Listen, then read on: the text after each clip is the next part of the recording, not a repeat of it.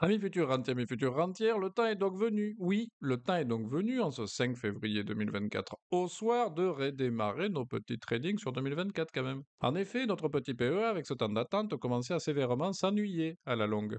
Alors, et sans transition aucune, j'espère que tu te rappelles ce que l'on doit faire à l'étape numéro 1 avant tout trading. Oui, c'est ça, bravo. On va effectivement sortir les plus belles chutes du CAC 40 sur une dernière année afin de voir si notre listing a un peu changé, car il y en avait marre de voir toujours les mêmes à la longue. Et paf, voici donc notre petit listing incroyable avec un bon paquet qu'on connaît déjà, qu'on a déjà analysé. Par contre, je t'avouerai que je vois arriver quelques petites pépites que j'ai notamment dans mon portefeuille, à l'image par exemple de ST Microelectronics. Je t'en parle aujourd'hui car pour l'avoir analysé il y a quelque temps, eh bien figure-toi que pour l'instant, elle me va relativement bien cette petite action, comme tu peux le voir sur l'extrait de mon petit PEA. À noter également qu'à ce jour, dans mon portefeuille que je complète avec toi progressivement, eh bien on a Rexel quand même qui a gagné un peu de terrain, c'est tant mieux. Worldline par contre qui lui a encore du mal à se stabiliser, mais ce n'est surtout pas le moment de stresser. Et d'ailleurs, Téléperformance, en parlant de stress, qui m'inquiétait naturellement un peu, semble avoir repris un petit peu du poil de la bête, mais attendons de voir. Et du coup, je souhaitais donc parler avec toi aujourd'hui du formidable petit ST Microelectronics qui diversifie ainsi notre petit PEA, puisque nous sommes ici sur un secteur un petit peu particulier, celui de la technologie. On n'en avait pas encore revu dans notre petit portefeuille. Il nous permet ainsi de diversifier notre portefeuille et d'obtenir ainsi un nouveau secteur parmi les 11 secteurs GIX.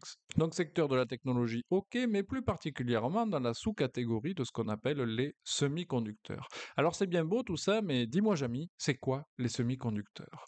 Alors non, contrairement à ce que l'on pourrait penser, il ne s'agit pas du tout ni des conducteurs de semi-remorques, ni des conducteurs de petite taille, et encore moins de conducteurs jardiniers pour les semis.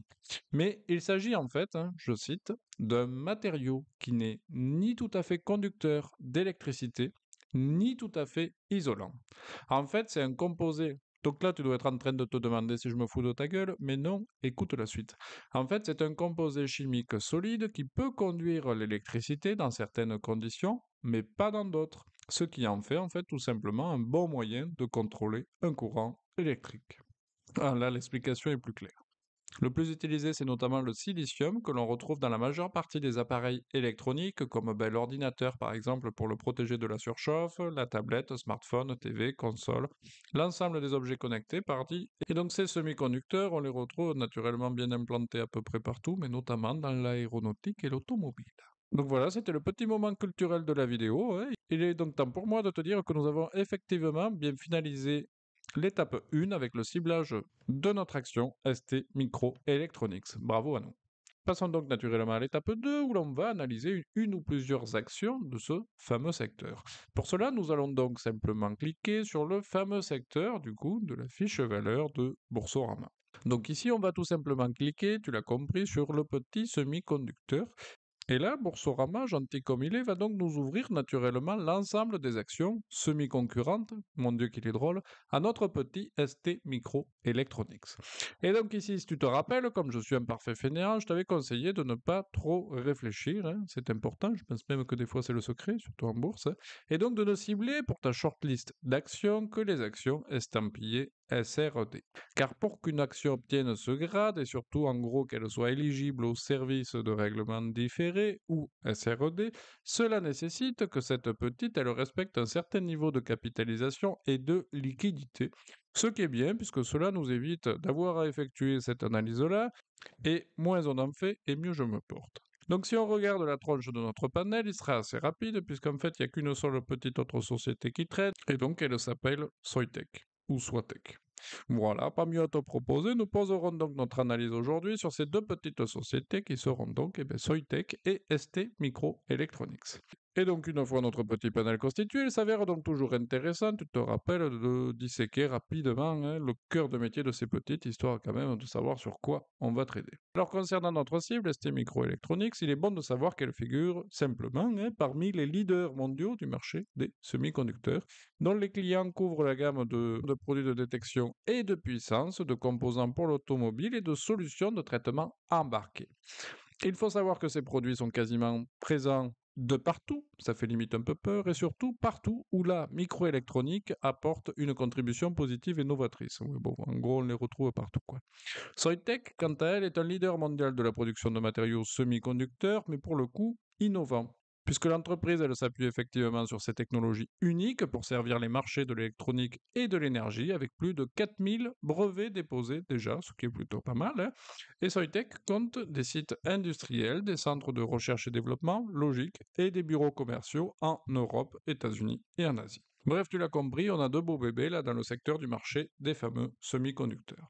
Eh bien, maintenant que nous avons donc constitué notre palmarès, analysé rapidement le cœur de métier de ces deux petites, nous avons donc finalisé l'étape numéro 2.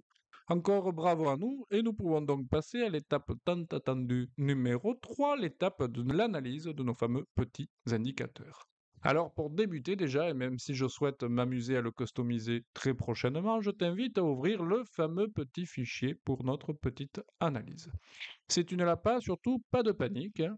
Tu as juste à m'envoyer simplement un petit mail à objectif.bientorrentier@gmail.com. Je te transmettrai tout ça rapidement, mais surtout gratuitement.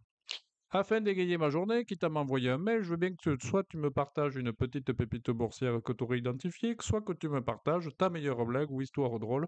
Je suis preneur, tu le sais, j'en suis toujours friand. Merci à toi. Bref, je m'égare encore une fois, donc revenons donc à nos moutons. Donc tu ouvres ton petit fichier et tu vas simplement effectuer un copier-coller de la ligne du dessus sur la ligne du bas. Voilà, comme ceci.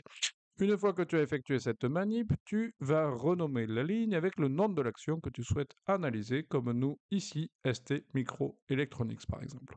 Une fois que tu as fait cela, il te suffit de faire un petit copier-coller d'une action dans le détail et que tu as analysé sur un nouvel onglet. Et pour finir, pour qu'il aille chercher les bons chiffres, ben, tu renommes ton nouvel onglet du même nom que tu as mis dans ta colonne A. Cela lui permettra d'effectuer les calculs et d'aller récupérer les données que tu as saisies dans les cellules jaunes. Ensuite, quand tu es dans le détail de ton action, tu n'as plus qu'à renommer le nom présent en haut à gauche du nom de la société, hein. C'est inutile pour les calculs, mais c'est juste plus sympa visuellement. Et il te faudra donc compléter, comme d'habitude, les cellules en jaune.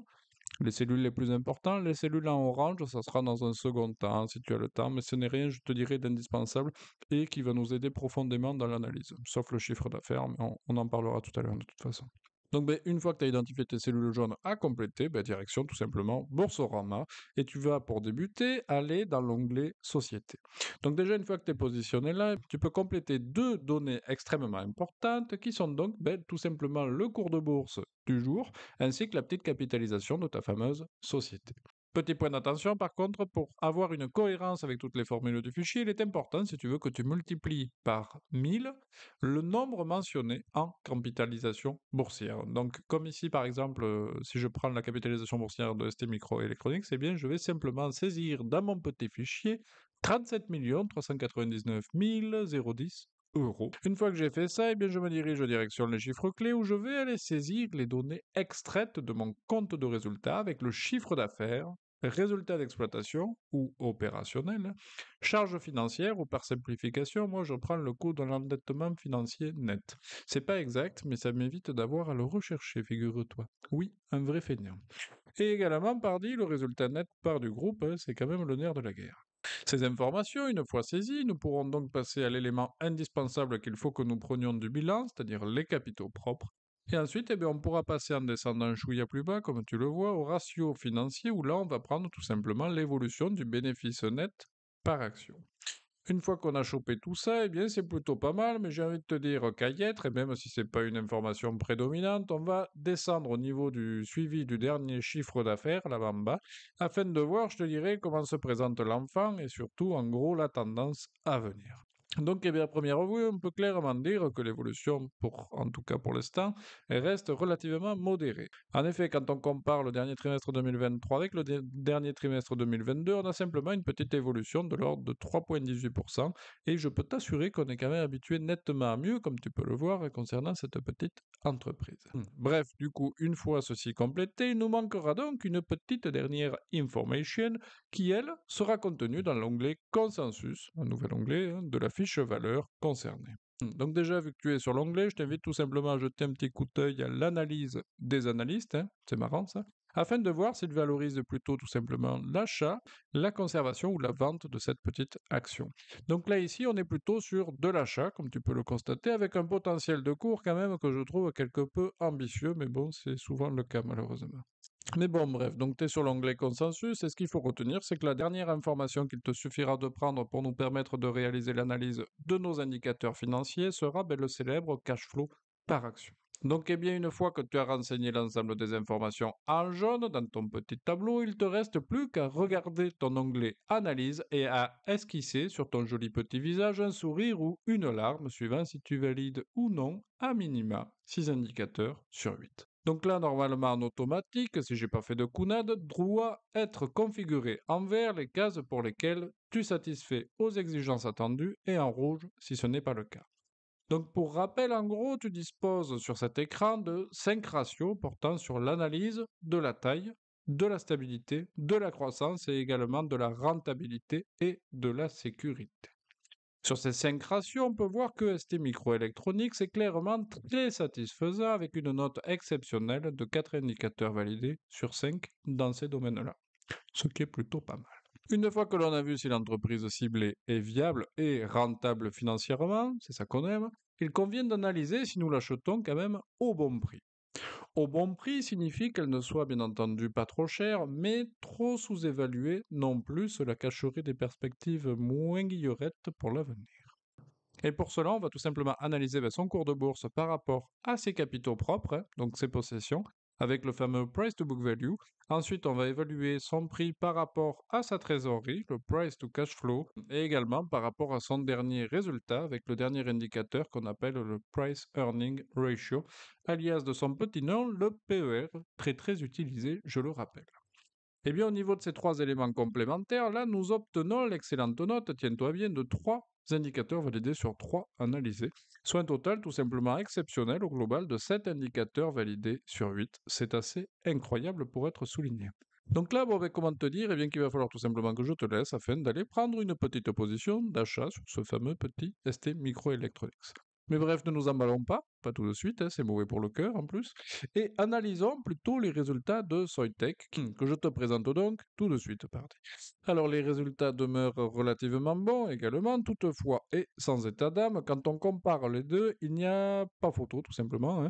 D'autant plus, je te dirais que la variation de chiffre d'affaires pour Soitec annonce une année 2023 qui semble assez compliquée.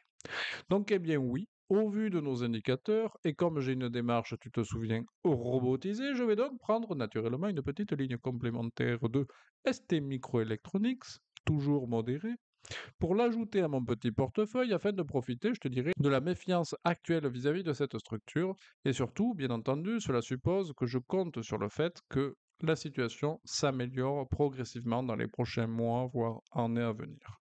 Toutefois, et selon notre petite analyse qu'on vient de faire, il semble bien que ST Microelectronics possède toutes les caractéristiques favorables, les fondamentaux nécessaires pour y parvenir. À noter pour ta parfaite information que c'est une entreprise que j'ai déjà, et du coup que je suis, franchement, elle ne m'a jamais déçu jusqu'ici. Voilà, c'était donc la première vidéo trading 2024 avec effectivement, pardi, un petit trade que je vais très prochainement positionner sur cette petite société. Comme d'habitude, si cette vidéo t'a plu, n'hésite pas à t'abonner et à liker afin de soutenir cette petite chaîne. Merci à toi. Et voici donc venu le temps de la citation inspirante du jour, signé Warren Buffett. Effectivement, tu le sais, j'y reviens toujours, mais c'est trop beau. Les matchs sont gagnés par des joueurs qui se concentrent sur le terrain de jeu, pas par ceux dont les yeux sont rivés sur le tableau d'affichage. À bon entendeur, salut!